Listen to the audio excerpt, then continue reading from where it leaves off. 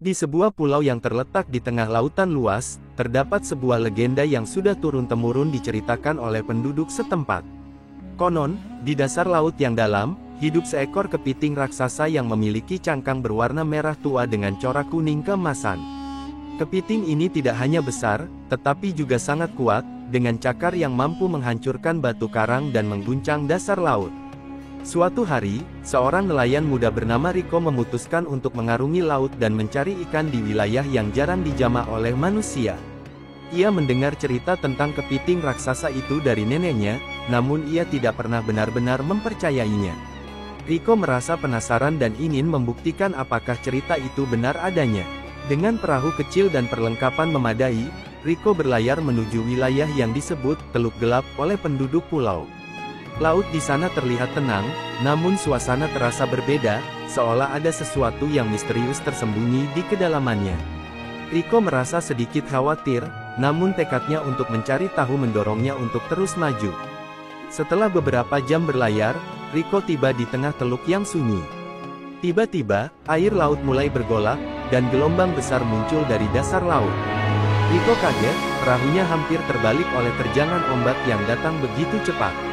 Di bawah air, sesuatu yang besar dan gelap mulai muncul, menciptakan riak besar di permukaan laut.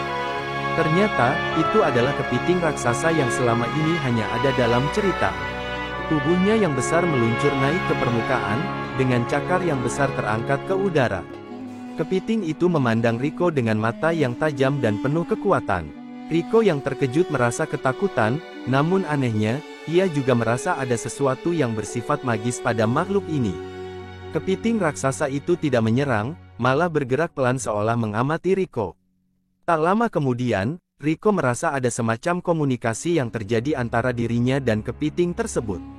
Ia mendengar suara yang halus di dalam pikirannya, "Aku adalah pelindung lautan ini, penjaga kedamaian antara manusia dan alam."